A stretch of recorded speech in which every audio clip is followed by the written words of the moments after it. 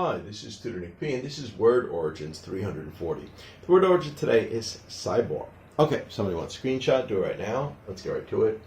A cyborg is mostly used in science fiction stories to refer to a creature that is part human and part machine. Thus, it could refer to a person who has had a number of machine parts put in him or her, or a robot that had a number of organic parts, especially human skin and blood. So it could go both ways. It could be something that was originally a robot and you added a lot of human parts to it, or somebody that was human and you added a lot of machine parts to it.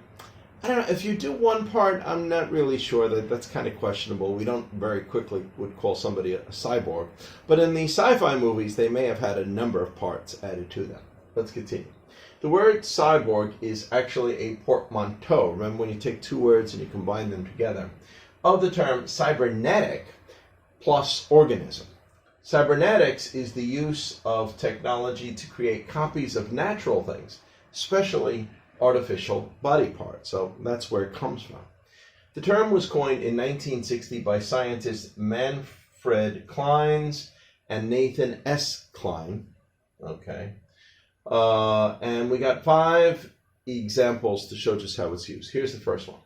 Arnold Schwarzenegger played a cyborg character in the Terminator movies. There was a number of Terminator movies, and he was originally, a robot that was sent back from the future. But he did have like real skin on him, and there was a little bit of blood or something if he got shot or something like that. Even though he was mostly really robot, his brain was a robot, so he was more robot, but looked very human in the sci-fi movie. The character Alex Murphy in RoboCop movies was made into the cyborg character after being murdered by a criminal gang. Now this is an interesting one. This was a guy who was human.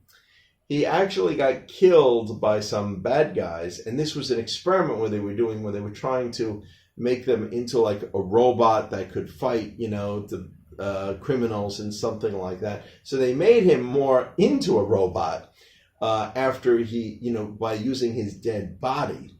But some of his memory still ended up remaining. But if you've ever seen any of those old movies, I think the first one was the best. Again, another example of a cyborg. All right, number 3. In the 1970s, actor Lee Majors, played the famous cyborg character of Steve Austin in the TV series The $6 Million Man. If that was made today, it'd probably be the $6 billion Man. but yeah, where he had great speed and strength and stuff. But he was a real man. He was supposed to be a pilot that got into an accident, and they replaced his legs and one of his arms.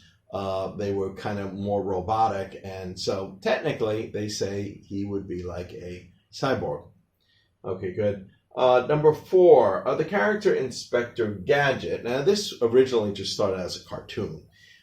In the animated TV cartoon in the 1980s, and years later, a movie with the actor Matthew Broderick playing the character. Yeah, so he had all kinds of machine parts that his legs could stretch out and all this stuff.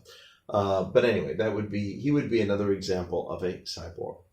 And the last one here. In the future, we may have more and more people with machine parts implanted in them that could technically be called a cyborg. I mean, if you look on the internet, they do say there are some people right now that they kind of refer to as cyborgs. But still, we're usually not a lot of machine parts in them so far. But the more machine parts in the future, if we do start replacing like lungs and hearts and all these things with machine parts, yeah, somebody could eventually, if you get more parts in you than a machine, they might start referring to you as a cyborg. Okay, anyway, I hope you got it. I hope it was clear. I hope it was very informative. Thank you for your time. Bye-bye.